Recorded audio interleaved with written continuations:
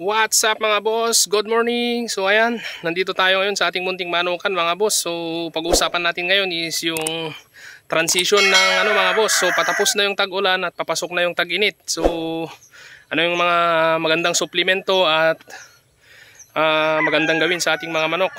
So ayan mga boss, let's go!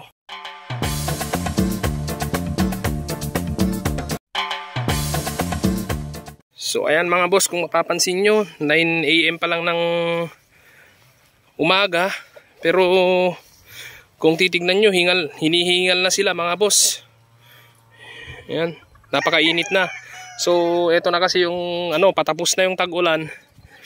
Tapos eto na, tag-init na mga boss.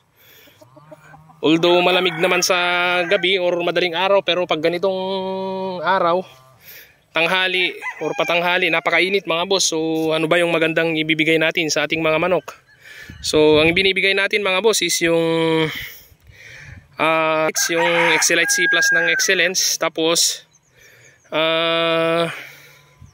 hanggat maaari mga boss is wag nating pabayaan yung tubig nila na maubusan, kasi medyo napakainit na, kailangan nila yan.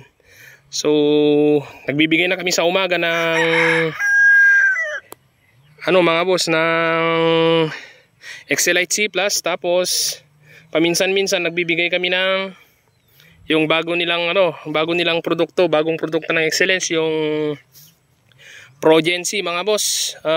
May multivitamins and then amino acid at probiotics. So yun yung ibinibigay natin mga boss sa kanila, para at least kung ano man yung nawala sa kanilang energy sa paglipas ng araw, nare-replenish mga boss. At saka yung Excelite C+ naman, bago pa umaraw, nandyan na yan, na ibigay na natin para at least pagdating ng napakainit na mga boss, medyo na sila, naka-ready na yung katawan nila.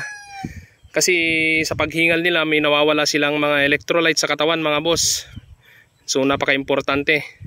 So lalong lalo na dito sa atin is mga boss, bantad sa araw buong maghapon. Ayan, kahit palas 5 na, kung nandyan pa yung araw, kitang-kita pa rin na naarawan pa rin sila mga boss. So talagang tapos at least ang ginagawa natin mga boss is at least once a week na tayong nagpapaligo dito sa ating mga nakacord mga boss. Kasi talagang napakainit na dito mga boss. Kasi nung minsan kami ng kambing, di namin naisilong, talagang namatay. So how much more dito sa ating mga manok, kasi napakainit ng katawan nila mga boss. So ayan, laging tandaan, Excelite sa umaga, multivitamins sa hapon, para at least mga boss, may panlaban sila sa mga boss, stress na maibibigay ng napakainit na panahon. Ayan. So yun lang naman yung ginagawa natin dito, mga basics na ginagawa natin pag ganitong papasok na yung tag-araw mga boss. Wala naman na tayong magagawa pang iba, kundi yun lang ang maitutulong natin sa kanila. Multivitamins, Excelite C+, and then paligo every week mga boss, para at least yung init ng katawan nila is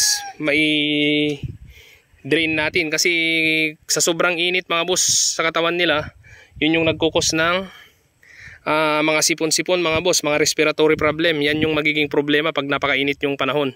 Mas maganda pa nga mga boss na tag-ulan kaysa yung napakainit.